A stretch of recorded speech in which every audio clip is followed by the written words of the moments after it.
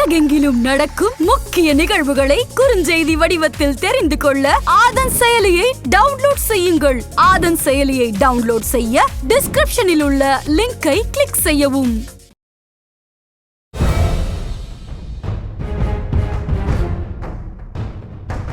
ஒரு பெண் முருக பக்தெல்லாம் சொன்னாங்க, சார் முருகர் எனக்கு காதலன் சார், அவ்வளோ அன்பை வச்சுருக்கேன். அப்பாவும் பார்ப்பாங்க, அம்மாவாக பார்ப்பாங்க, அண்ணனாக பார்ப்பாங்க, தம்பியாக பார்ப்பாங்க, எல்லா உறவு முறையிலையும் பார்க்கக்கூடிய ஒரு தெய்வம் வந்து முருகர்.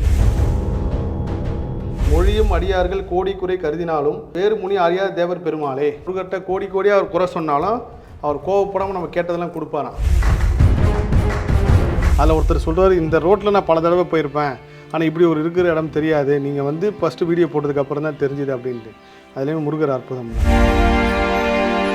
பயணத்தில் கிளி நம்ம கூட தொடர்ந்து பயணிச்சுட்டே இருப்போம். நம்ம வரும்பொழுது நிறைய இடங்கள்ல பார்த்து நான் வாழ்ந்து தங்கின அந்த இடத்துல இருக்க வீட்டை பார்க்கும்போதும் கிளி பறந்து போச்சு. அதை நான் பதிவு பண்ணேன்னு சொல்லியிருந்தேன்.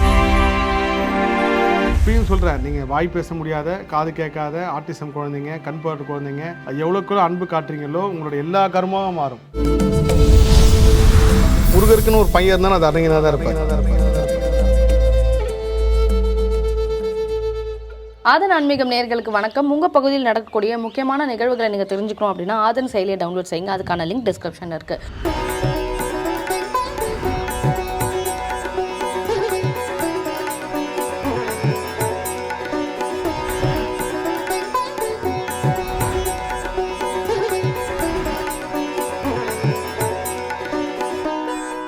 அருணகிரிநாதரை தேடிய பயணத்துல அவர் வாழ்ந்த இடத்தை தொடர்ந்து எங்களுடைய பயணம் தொடங்கிய இடம்தான் பன்னெண்டுபுத்தூர். அருணகிரிநாதர் தவம் செஞ்ச இடத்துல இருந்து சரியா 30 நிமிட பயணத்துல இந்த பன்னெண்டுபுத்தூரை அடைஞ்சோம். செல்லும் வழியெங்கும் பல பழங்கால கோவில்களும் பிரமிப்பூட்டு சிலைகளும் நம்ம வரவேற்பது போலவே இருந்துச்சு. 2ஆம் நாளாக தொடர்ந்த எங்களுடைய இந்த பயணத்துல புதுசா ஒருவரை பற்றிய தகவல்கள் நமக்கு தெரிய வர ஆரம்பிச்சுது. அருணகிரியார் வாழ்வில் இவர் இல்லைன்னா இன்று நமக்கெல்லாம் திருப்புகள் இல்லவே இல்லை அப்படின்னு கூட சொல்லலாம். அருணகிரியின் ஆன்மீக வாழ்க்கைக்கு ஆரம்ப எழுத்து போட்டவரே இவர் தான். அருணகிரிநாதரை தேடிய பயணத்தில் கடந்த பதிவில் நிறைய வரவேற்பு இருந்தது, நல்ல திருப்பங்கள் இருந்தது. அதாவது நம்ம நினைத்து கூட பார்க்க முடியாத அளவுக்கு நிறைய விஷயங்கள் நம்ம அந்த இடத்துல போய் பார்த்தோம். அது மட்டும் இல்லாமல் ஆதனுக்கும் சரி, ஆதனுடைய நேயர்களுக்கும் சரி, இது ரொம்ப ஒரு வித்தியாசமான உணர்வுகளை கொடுத்துருக்கோம் அப்படின்னு நான் நம்புகிறோம். சோமநாதர் அருணகிரிநாதரின் சொந்த தாய்மாமன். பன்னெண்டுபுத்தூர் சிவன் கோவிலில் பூஜை செய்து வந்தவர். அருணகிரியின் வாழ்க்கையில மிகவும் முக்கியமான நபர். இளம் வயதுல தன்னுடைய தாய்கிட்ட கோபம் கொண்ட அருணகிரிநாதர் ஒருமுறை தன்னுடைய மாமா பூஜை செய்து கொண்டிருந்த இந்த கோவிலுக்கு வந்துதான் மறைந்து கொள்வாராம். சோமநாதர் என்னும் மிகச்சிறந்த சிவபக்தர் ஸ்ரீ அருணாச்சலேஸ்வரரை நினைத்து பூஜை செய்து வழிபாடும் செய்து வந்தார். பல பெயர்கள்ல அழைக்கப்பட்டாலும் அனைவரும் அறிந்த பெயர் சோமநாதர் தான். இந்த தளத்துல சோமநாதர் திருமடம் அமைச்சு முருகனை வழிபாடும் செய்து வந்திருக்காரு. இந்த கோவிலில் இருக்கிற கல்வெட்டு மூலமாக தான் அருணகிரிநாதர் காலத்தை சரியாக கணிக்க முடியுது. முருகரோட மாமா சோமநாதருக்கு ஒரே சிலை உள்ள இடம் இதுதான். அது பக்கத்தில் அருணகிரிநாதரோட சிலை இருக்குது இந்த இடத்துல. நான் இந்த முருக பக்தியில் வந்ததுக்கப்புறம் நான் ரொம்ப உணர்ந்த விஷயம் என்னென்னா, முருகப்பெருமானை வந்து எல்லா பக்தர்களும் முருகரை திட்டுவாங்க. அதை அப்பயே அருணகிரிநாதர் உணர்ந்து பாருங்கள். ஏன்னா இந்த உலகத்திலேயே வந்து எல்லா உருவமும் பார்க்கக்கூடிய தெய்வம் யாருன்னு பார்த்தீங்கன்னா முருகர் தான். அண்ணனாகவும் தம்பியாகவும். ஒரு பெண் முருக பக்தெல்லாம் சொன்னாங்க, சார் முருகர் எனக்கு காதலன் சார், அவ்வளோ அன்பை வச்சுருக்கேன். அப்பாவும் பார்ப்பாங்க, அம்மாவாக பார்ப்பாங்க, அண்ணனாக பார்ப்பாங்க, தம்பியாக பார்ப்பாங்க, எல்லா உறவு முறையிலையும் பார்க்கக்கூடிய ஒரு தெய்வம் வந்து முருகர். அந்த முருகர் வந்து பக்தன் எப்பயுமே திட்டிகிட்டே இருப்பான். அது அருணகிரிநாதர் அப்பயே உணர்ந்து இந்த வரி வந்து நிறைய திருப்புகளில் வந்திருக்கு. மொழியும் அடியார்கள் கோடி குறை கருதினாலும் வேறு முனி அறியாத தேவர் பெருமாளே. இது பல பாடலில் திருப்புகளை இந்த வார்த்தை 2 வார்த்தையை சேர்த்துருக்காரு. இதோட அர்த்தம் என்னென்னா, கோடி குறை கருதினாலும் முருகர்கிட்ட கோடி கோடியாக அவர் குறை சொன்னாலும் அவர் கோவப்படாமல் நம்ம கேட்டதெல்லாம் கொடுப்பாராம். அது வந்து அருணகிரிநாதர் இந்த பன்னெண்டுபுத்தூர் திருப்புகளையும் சொல்லியிருக்காரு. இதுக்கு முன்னாடி நான் ஒரு திருப்புகள் பற்றி பேசியிருந்தேன், அதுலேயும் இந்த வார்த்தை வரும். அடுத்து நம்ம சிவபெருமானை தரிசிப்போம். அருணகிரிநாதருக்கு காட்சி கொடுத்த சிவபெருமான் சிவலிங்கமாக இங்கே இருக்காரு, அவரை தரிசிப்போம். முருகனுக்கு முன்பாகவே சிவபெருமான் பிறை சூடி அருணகிரிநாதருக்கு காட்சியளித்த திருத்தலமும் இதுதான். விஜயநகர அரசர் முதலாம் பொக்கன்னர் மகன்தான் கம்பண்ண உடையார். இவர் காலத்துல தான் இந்த பன்னெண்டுபுத்தூர் உடையார் வித்யாபதீஸ்வரர் கோவில் தலைமை பொறுப்பாளரா சோமநாதர் பொறுப்பேற்றிருக்காரு. இந்த நிகழ்வு நடந்த வருஷம் 1292. இந்த கோவில் இருக்கிற கடவுள் ஸ்ரீ வித்யாபதீஸ்வரர், அம்பிகை அட்சரவள்ளி தாயார். இது மட்டும் இல்லைங்க, வாழ்க்கையில அகம்பகை புறம்பகை நீங்கி இன்புற்று வாழ இத்தல முருகனை வேண்ட சொல்கிறார் அருணகிரிநாதர். தமிழ் இப்போது நீங்கள் ஒரு அற்புதம் வந்து என்னென்னா, நான் இவ்வளோ நாள் வந்தப்போ இதை மட்டும்தான் படிச்சிருக்கேனே தவிர இந்த பக்கம் படிக்கவே இல்லை.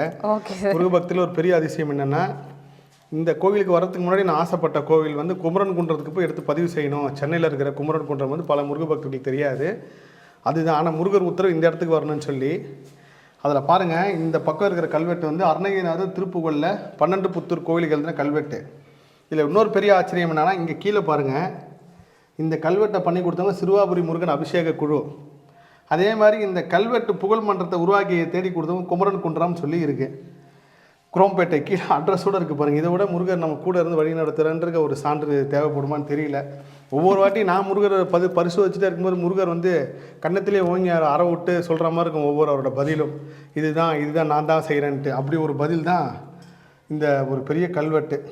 எவ்வளோ பெரிய ஆச்சரியம் பாருங்கம்மா. சிறுவாபுரியில் தான் எங்கள் பயணம் தொடங்குச்சு. முதல்ல எந்த கோயிலுக்கு போகணும் அப்படின்னு முருகர்கிட்ட உத்தரவு கேட்குறப்போ தமிழ் தான் சொன்னாங்க. நம்ம ஒரே ஸ்டூடியோவில் பண்ணுறோங்க சார், வெளியில் போய் எடுக்கலான்றப்போ முருகர்கிட்ட 2 கோயில் உத்தரவு கேட்டேன். அதில் வந்து சிறுவாபுரி தான் வந்துச்சு. அந்த சிறுவாபுரி கோயில் ஆரம்பித்த பயணம் அருணகிரிநாதரை தேடி வந்து இங்கே பாருங்கள், இந்த அவங்க கொடுத்த கல்வெட்டிலே வந்து நிற்கிது.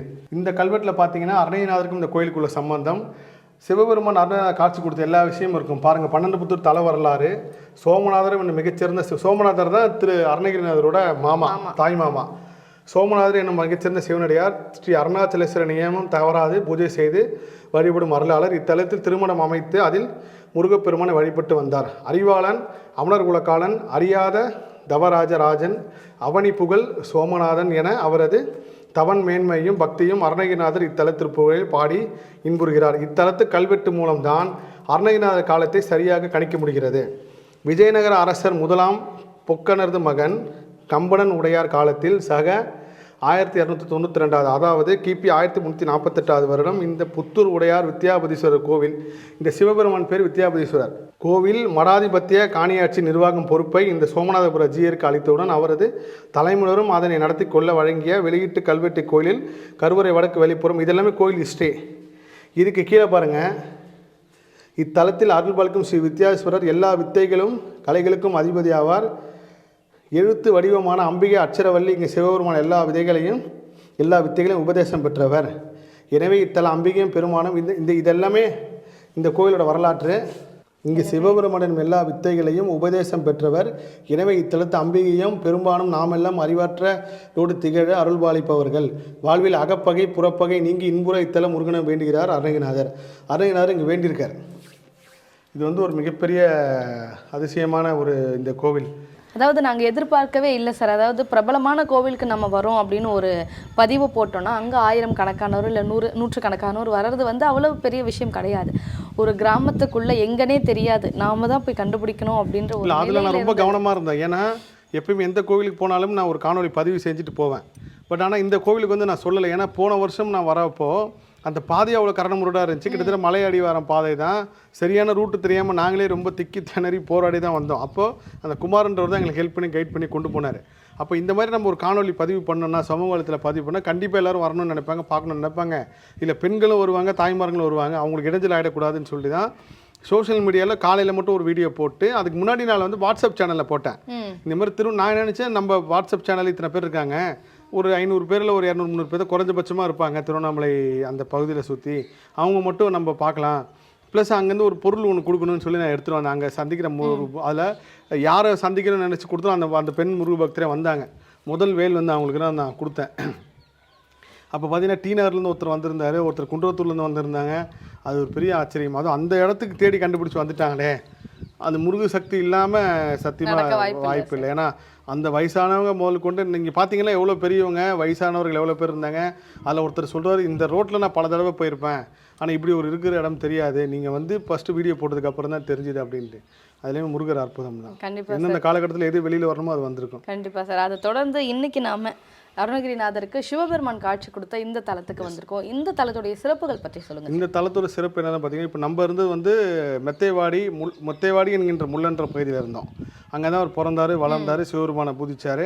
அப்படி இருக்கும்போது அவர் அங்கேருந்து கிட்டத்தட்ட ஒரு 5 கிலோமீட்டர் தூரத்தில் இந்த 12 புத்தூர்னு இருக்குது. இந்த 12 புத்தூர் வந்து அருணகிரிநாதரோட ஒரு மாமா வந்து இந்த கோவிலை பராமரிச்சதா ஒரு வரலாறு சொல்கிறாங்க, இல்லை அவர் தான் இந்த கோவிலே பராமரிச்சதா சொல்கிறாங்க, இல்லை அவர் இந்த கோவிலை உருவாக்குனதா சொல்கிறாங்க. இப்படி 2 விஷயமான இருக்குது. அப்படி இருக்கும்போது அவர் அந்த அம்மா கிட்ட சண்டை போட்டுட்டு சின்ன வயசில் வந்து இந்த இடத்துல இருந்ததாகவும் இங்கேயே அவங்க அம்மாவுக்கு தெரியாமல் தங்கினதாகவும் அப்போது சிவபெருமான் அவருக்கு 3ஆம் பிறை சூடி காட்சி கொடுத்துன்னு அவருக்கு அந்த ஞானம் வந்ததுக்கு அப்புறம் தான் அவர் திருவண்ணாமலை இங்கேருந்து பயணம் செஞ்சார் அப்படின்னு இந்த கல்வெட்டுலேயும் இருக்குது, அந்த பாடல்லையும் இருக்குது. இந்த கோவிலோட கல்வெட்டில் இருக்குது. அது மூலயமா வெளியே தெரிய வந்துச்சு.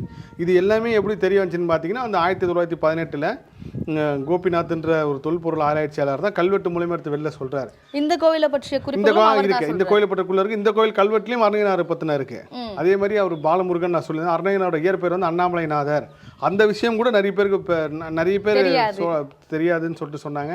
முன்கூட்டியே நான் இந்த விஷயத்தை பதிவு பண்ணலான்னு இருந்தேன். ஆனால் எப்பயுமே ஒருத்தரோட நம்பிக்கை சார்ந்த ஒரு விஷயத்தில் வந்து நம்ம அது அவங்க நம்பிக்கை உடைக்கக்கூடாது. ஆனால் அந்த உண்மை தெரிஞ்சதுக்கப்புறம் நம்ம தைரியமாக சொல்லலாம். முருகட்ட உத்தரவு கேட்டு இதை பதிவு பண்ணலான்னு வந்ததுக்கப்புறம் தான் நான் சொன்னேன். அந்த பாலமுருகன்ற வரலாற்று ஆய்வாளர் அவர் இந்த விஷயத்தை கண்டுபிடிச்சு சொல்லியிருக்காரு. அப்போ நான் என்னோட முருகர் ஆராய்ச்சி தேடினதில் முருகருக்கு அருணகிரிநாதன் பேரை வச்சவரே முருகர் தான். அந்த அருணகிரின்றது ஒரு மிகப்பெரிய அற்புதமான ஒரு பவர்ஃபுல்லான பேர். இதில் ஒரு பெரிய ஆச்சரியம் என்னன்னா, நம்ம அருணகிரிநாதரை பற்றி தேடின பயணத்தில் அங்கே வந்து ஒரு பெரியவரோட பேர் நான் எல்லார்ட்டையும் அந்த பேர் கேட்குறது வழக்கமாக வச்சிருக்கும் போது, ஐயா உங்கள் பேரை நீங்கள் எங்கேருந்து வரீங்க, நான் அவ்வளோ வயசானவர் கஷ்டப்பட்டு வந்துட்டாருன்றப்போ அவர் அருணகிரி அப்படின்னு சொல்லிட்டு சொன்னார். அதோட தொடர்ந்து சம்பவம் நான் உங்ககிட்ட அந்த ஃபர்ஸ்ட் நேர்காணல் வரப்பே சொன்னேன். நீங்கள் கண்டிப்பாக பாருங்க, இந்த பயணத்தில் கிளி நம்ம கூட தொடர்ந்து பயணிச்சுட்டே இருக்கோம். நம்ம வரும்பொழுது நிறைய இடங்கள்ல பார்த்தோம், கிளி பார்த்தோம். இப்போயும் கிளி இங்கே இருக்கு. அதே சமயத்தில் அந்த ஒரு அருணகிரிநாதர் அந்த வாழ்ந்து தங்கின அந்த இடத்துல இருக்கிற வீட்டை பார்க்கும்போதும் கிளி பறந்து போச்சு. அதை நான் பதிவு பண்ணேன்னு சொல்லியிருந்தேன். ஸோ நம்ம இறைசக்தி நம்மளை வழி நடத்திட்டு இருக்கு. இப்போ கோயிலுக்குள்ளே போவோம், அந்த கல்வெட்டையும் பார்ப்போம். கோபி எனும் தொல்பொருள் ஆராய்ச்சியாளர் தான் அருணகிரிநாதரை பற்றிய பல தகவல்களை கண்டறிஞ்சு மக்களுக்கு அந்த மகானின் பெருமையை கூறியிருக்காரு. தன் தவ வலிமையால முருகனை கிளி உருவத்துல தான் அருணகிரிநாதர் அடைஞ்சிருக்காரு. நம்முடைய இந்த பணிக்கு அருணகிரியாரே சம்மதம் தெரிவிக்கிற வகையில நம்முடைய பயணம் முழுவதுமே கிளிகள் இணைந்துள்ளதை காண முடியுது. உலகம் ஃபுல்லாக இருக்கிற முருக பக்தர்கள் ஒன்னே நினச்சிங்க, முருகர் என்னைக்கு எந்த சூழ்நிலையும் உங்களை கைவிடவே மாட்டார். ஏதாவது ரூபத்தில் யாராவது ஒருத்தர் அனுப்பிக்கிட்டே இருப்பார். அது காரணம் என்னென்னா, இவரை நான் முதல்ல சந்திக்கிறப்போ எனக்கு கோயிலில் அன்றைக்கி போகிற பிளானே கிடையாது.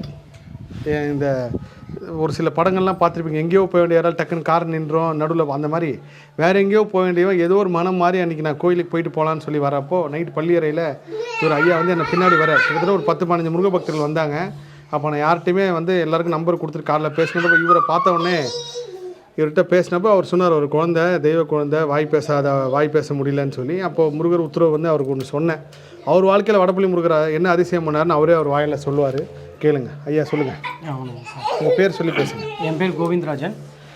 பையன் பேர் சொல்லிடுங்க. பையன் பேர் வந்து மருதவாணன். இப்போ அவனுக்கு 5 வயசு கிட்ட ஆகுது. ஸோ போன வருஷம் ஒரு February அந்த மாதிரி டைமில் தான் வந்து நான் சாருடைய வீடியோ பார்த்ததுக்கப்புறம் தான் நான் வடபழனி கோயிலுக்கே வர ஆரம்பித்தேன்.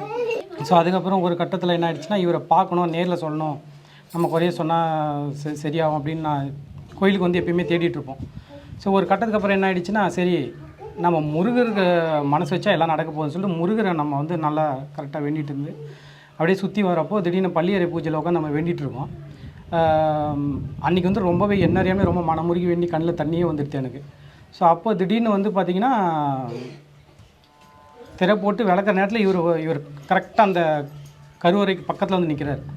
எனக்கு அப்படியே உடம்புலாம் மெய் சிலிர்த்துச்சு.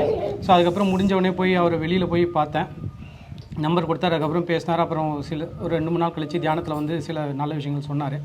ஸோ அதுபடி அப்படியே போயிட்டே இருந்தது. அப்புறம் ஒரு நாள் ஜூலை மாதம் வந்து மறுபடியும் கோயிலுக்கு வர சொன்னார். கோயிலுக்கு வந்தப்போ நாங்கள் குடும்பமாக தான் வந்திருந்தோம். பார்த்தோன்னே பார்த்துட்டு சரி இன்னும் ஒரு 21ஆம் தேதிக்கு அப்புறம் இவன் பேசுவான் அப்படின்னு சார் சொன்னார். அதுவும் வடபழனி கோயில் அந்த கருவறை கிட்ட தான் சொன்னார். கரெக்டாக அதே மாதிரி அந்த தேதிக்கு ஒரு நாள் முன்னாடியிலேருந்தே அம்மா அப்பா அப்புறம் இன்னும் 4 வார்த்தைலாம் சொல்ல ஆரம்பிச்சிட்டான். நல்லா இது பண்ணால், நல்லா கவனித்தான், எல்லாமே நல்லா வந்தது. இப்போ அப்படியே இருக்குது. நான் அதே மாதிரி பேசிட்டு கொண்டுட்டு விளையாடிட்டு இருக்கேன். இப்போ எவ்வளோ முன்னேற்றம் அடைஞ்சிருக்கான். அது உண்மையிலேயே இல்லை என்னென்னா அவர் சொல்கிறார், நான் சொன்னேன்னு சொல்லி கிடையாது. முருகர் கொடுத்த உத்தரவு, முருகரோட ஆசீர்வாதம் தான். ஏன்னா இவர் நம்பினார் முருகரை. அந்த தேதியில் நான் பேசுவாங்கன்னு சொல்கிறப்ப அதையே நான் அந்த தேதி கூட மறந்துட்டேன். அவர் இப்போ தான் அது சொன்னதுக்கப்புறம் தான் எனக்கு ஞாபகமே வருது. ஆனால் 2வது தடவை ஒரு குழந்தைய கூப்பிட்டு வந்தார். அப்போ குழந்தைய பார்க்கும்போது நான் தூக்கும் போது என்னை அறியாமல் கண் கலங்கி அன்றைக்கி ஒரு நாள் ஃபுல்லாக அந்த குழந்தையோட பாதிப்பு வந்துருந்துச்சு. ஏன்னா அந்த குழந்தை ஒரு மிகப்பெரிய ஒரு அபரிவிதமான தெய்வ சக்தி உள்ள குழந்தை.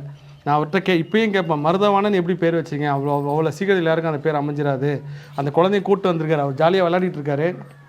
நீங்கள் இந்த காணொலி வரும்போது பார்ப்பீங்க அந்த குழந்தை விளையாடுறத. ஸோ இப்பயும் சொல்கிறேன், நீங்கள் வாய் பேச முடியாத, காது கேட்காத, ஆட்டிசம் குழந்தைங்க, கண் பார்வை குழந்தைங்க, இவங்க எல்லாரையும் நீங்கள் ஒன்றே ஒன்று மட்டும்தான் செய்யணும். எவ்வளோக்களோ அரவணைச்சி எவ்வளோக்களோ அன்பு காட்டுறீங்களோ உங்களோட எல்லா கர்மாவும் மாறும். தெரிஞ்சு செய்த பாவம், தெரியாமல் செய்த பாவம். உங்கள் பக்கத்து வீட்டில் ஆட்டிசம் குழந்தைங்க இருந்தால் கூட அந்த குழந்தைங்க கத்தும் போது நீங்கள் சீன்னு ஒரு வார்த்தை கூட சொல்லிடாதீங்க தயவுசெய்து. அது 10 மடங்கு அல்ல 100 மடங்கு. நான் இப்போ ஒரு நேர்காணல் சொல்லிதான் பாருங்கள், ஒரு கொலை செய்த பாவத்தை விட ஒரு ஆட்டிசம் குழந்தைய, ஒரு தெய்வ குழந்தைய புறக்கணித்து அவங்கள அவமானப்படுத்துறதா இருக்கும், கேவலப்படுறதா இருக்கட்டும், இதுக்கு பெரிய தண்டனை கிடைக்கும். ஸோ அதனால் இந்த ஆட்டிசம் இருக்கிற குழந்தைங்க உங்கள் குடும்பத்துலேயும் உங்கள் சொந்தக்காரங்கிட்ட இருந்தால் கூட அவங்கள புறக்கணிச்சிடாதீங்க. எந்த இடத்துல வாய் பேச முடியாத, காது கேட்காத குழந்தைய பார்த்தாலும் அவங்ககிட்ட ஒரு கை கொடுத்து ஒரு ஹக் பண்ணிட்டு போங்க, ஒரு அரவணைப்பு கொடுங்க. அது உங்களோட மொத்த கர்மாவையும் மாற்றும். இவர்கிட்டையும் நான் சொன்ன பூம்பாறை கோயிலுக்கு கூப்பிட்டு போயிட்டு வாங்க குழந்தை அப்படின்னு சொல்லி அதுக்கு போகிறாரு. போயிட்டு வாங்க, நல்லா இருப்பீங்க சார். போயிட்டு வந்தேன் சார், அந்த கோயில். சந்தோஷம். போயிட்டு வந்துட்டீங்களா? போயிட்டு வந்தேன் சார். அற்புதம். ஸோ நீங்கள் முருகரை நம்புங்க. வாய் பேச முடியாது எல்லா குழந்தைங்களும் பேச்சு கொடுக்குற சக்தி முருகருக்கு மட்டும்தான் இருக்குது. நான் இது முருகர் ஆராய்ச்சியில் உணர்ந்த விஷயம். சொல்லும் போதே புள்ள இருக்குது. நன்றி. இதுவரைக்கும் இந்த வீடியோவில் அருணகிரிநாதர் வாழ்ந்த தவம் செஞ்ச இடத்தை பற்றி பார்த்துக்கிட்டு வந்தோம். இனி தொடரப்போகிற நம்ம பயணத்தில் திருவண்ணாமலையில் முருகன் அருணகிரிநாதருக்கு காட்சி கொடுத்த இடத்தையும், அதுக்கப்புறமா அருணகிரிநாதர் வாழ்க்கையில் நடந்த மிகப்பெரிய மாற்றங்களை பற்றியும் தான் பார்க்க போகிறோம். அருணகிரிநாதரை தேடிய பயணம் தொடர்ந்து கொண்டே இருக்கும். அதில் ஆதனின் பங்கு இருந்து கொண்டே இருக்கும்.